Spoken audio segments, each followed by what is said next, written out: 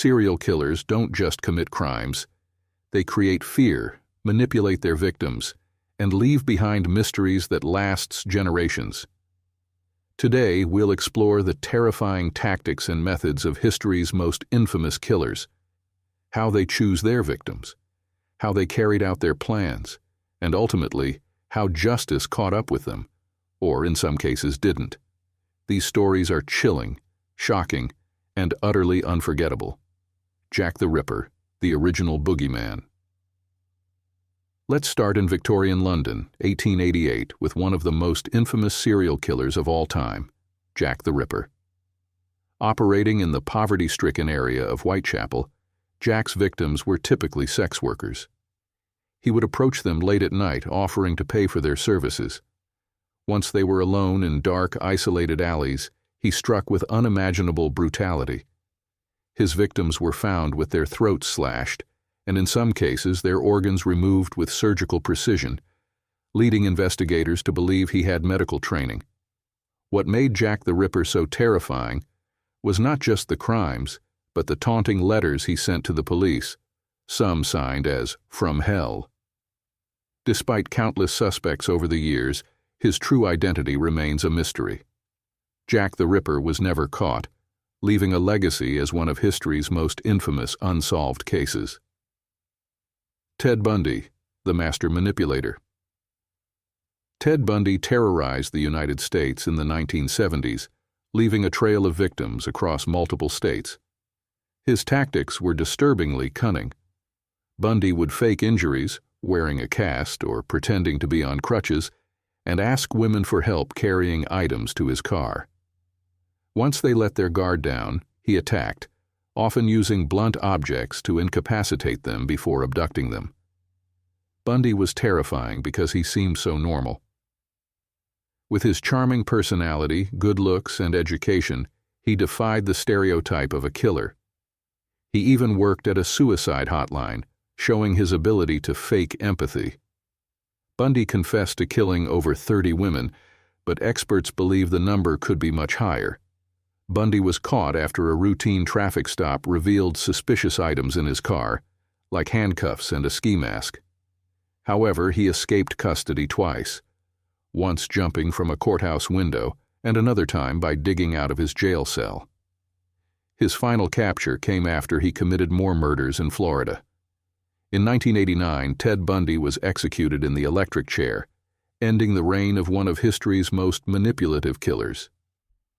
Jeffrey Dahmer, the cannibal with a smile. Jeffrey Dahmer's crimes, committed between 1978 and 1991, are some of the most disturbing in history. Dahmer specifically targeted men and boys, often meeting them at bars, bus stops, or shopping malls. He would lure them to his apartment with promises of money, drinks, or companionship. Once inside, Dahmer would drug his victims to render them unconscious before killing them. What shocked the world most was what happened after the murders. Dahmer engaged in necrophilia, cannibalism, and even kept body parts, such as skulls and organs, as trophies. His apartment became a house of horrors, filled with evidence of his gruesome crimes. Dahmer was finally caught when a potential victim managed to escape his apartment and flag down police. When officers entered his home, they found photographs of dismembered bodies, human remains in his fridge, and other evidence. In 1992, Dahmer was sentenced to life in prison, but he was killed by a fellow inmate just 2 years later. Aileen Wuornos, the highway killer. Aileen Wuornos, one of the few female serial killers, committed her crimes in Florida during the late 1980s and early 1990s. Wuornos, a sex worker, targeted men who picked her up along highways. She claimed her killings were acts of self-defense, stating that the men had assaulted or attempted to assault her. However, investigators found patterns that suggested otherwise. Wuornos would shoot her victims at point-blank range, steal their belongings, and abandon their bodies in remote areas. Her troubled childhood and history of abuse fueled her downward spiral into crime, making her case a mix of tragedy and horror. Wuornos was caught after using one of her victim's credit cards, which led police to track her down. She confessed to the murders but maintained her self-defense claim. In 2002, Wuornos was executed by lethal injection, making her one of the most infamous female killers in history. The Zodiac Killer, the Cryptic Murderer. Operating in California during the late 1960s and early 1970s, the Zodiac Killer remains one of history's most mysterious criminals. The Zodiac targeted random victims, often young couples in secluded areas. His attacks were brutal, typically involving shootings or stabbings, but what truly set him apart was his love of taunting authorities. The Zodiac sent cryptic letters to newspapers, some containing ciphers that remain unsolved to this day. In his letters, he claimed responsibility for numerous murders, though only 5 have been confirmed. His ability to strike without warning and then vanish left investigators baffled. Despite countless suspects over the decades, the Zodiac Killer was never caught. His identity remains one of the greatest mysteries in true crime, leaving behind fear and unanswered questions. John Wayne Gacy, the Killer Clown. John Wayne Gacy, also known as the Killer Clown, lived a horrifying double life. By day, he was a respected businessman and a children's entertainer who dressed as Pogo the Clown. By night, he lured young men to his home, often offering them jobs or posing as a police officer. Once inside, Gacy would handcuff his victims under the pretense of showing them a magic trick. Then he tortured and strangled them to death. Gacy buried 29 of his victims in the crawl space beneath his house, with others discarded in nearby rivers. Gacy's crimes were uncovered after the disappearance of a teenage boy led police to his home. The search revealed the bodies, and Gacy was arrested. He was executed by lethal injection in 1994, but his grotesque crimes left a scar on the nation. Richard Ramirez, the Night Stalker. Richard Ramirez, better known as the Night Stalker, terrorized Los Angeles in the mid-1980s. Unlike other killers, Ramirez's methods were unpredictable. He would break into homes at night and attack whoever was inside. His crimes included brutal assaults, murders, and even satanic rituals. Ramirez's victims ranged from young children to elderly women, making him a truly indiscriminate killer. His use of satanic symbols, like drawing pentagrams at crime scenes, added a chilling layer to his crimes. Ramirez was caught when a fingerprint left at a crime scene led to his identification. When his face was plastered across the news, civilians in East Los Angeles recognized him and chased him down, ultimately capturing him. Ramirez was sentenced to death, but died in prison in 2013. Part 8. Ed Gein, the Butcher of Plainfield. Ed Gein's crimes in the 1950s shocked the small town of Plainfield, Wisconsin, and inspired horror films like Psycho and the Texas Chainsaw Massacre. Though not a prolific killer, Gein's macabre actions earned him infamy. Gein targeted women who resembled his deceased mother, to whom he had an obsessive attachment.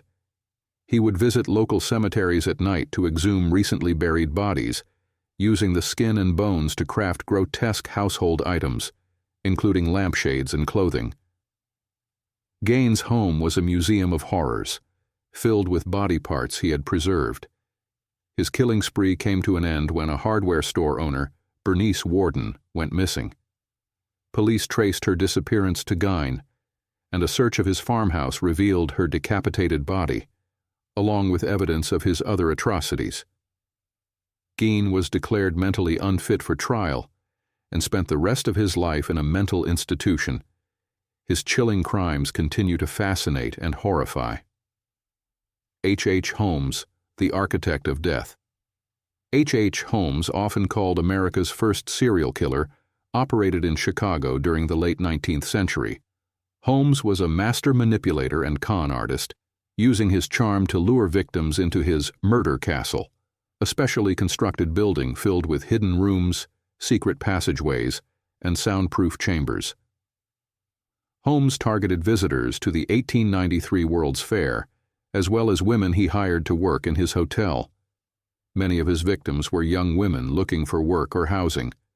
Holmes would seduce them, gain their trust, and then lead them to their deaths. The murder castle was a death trap, complete with gas chambers, trapdoors, and a crematorium where Holmes disposed of bodies.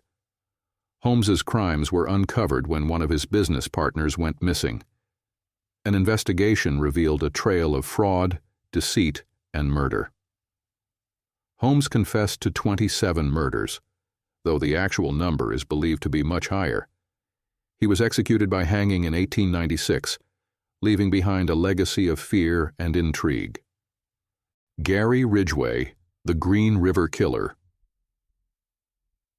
Gary Ridgway, known as the Green River Killer, is one of the most prolific serial killers in U.S. history, with 49 confirmed murders and many more suspected.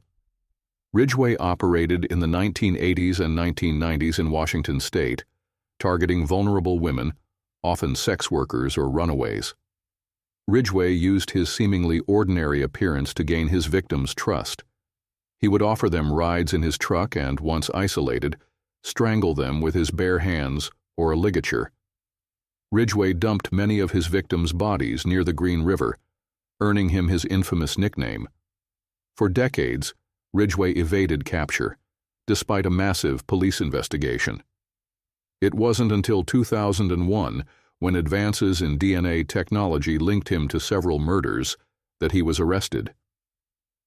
Ridgway confessed to killing over 70 women, stating that he chose his victims because he believed no one would notice their disappearance.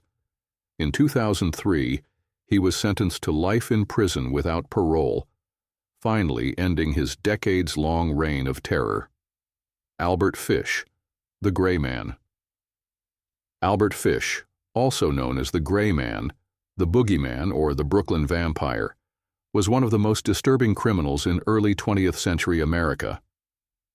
Operating in the 1920s and 1930s, Fish preyed on children, claiming to have murdered at least 5, though he hinted at many more. Fish would lure children by pretending to be a harmless old man offering candy, jobs, or food. Once he gained their trust, he kidnapped them and subjected them to unspeakable torture and cannibalism. He even sent letters to the families of his victims, describing his horrific acts in gruesome detail. Fish's crimes were uncovered when he sent a letter to the family of 10-year-old Grace Budd, describing how he killed and ate her. Investigators traced the letter back to Fish, using the stationery's unique watermark. He was arrested and confessed to numerous murders. In 1936, Albert Fish was executed in the electric chair, but his twisted legacy still chills people to this day. Andrei Chikatilo, the Butcher of Rustoff. Andrei Chikatilo, a Soviet serial killer active during the 1970s and 1980s, became one of Russia's most notorious criminals. Known as the Butcher of Rostov, Chikatilo targeted women, children, and young boys. Chikatilo's method was to approach his victims at train stations or bus stops, offering food, money, or companionship. Once they accompanied him to a secluded area, he would attack. His crimes were characterized by extreme violence, including stabbing and mutilation.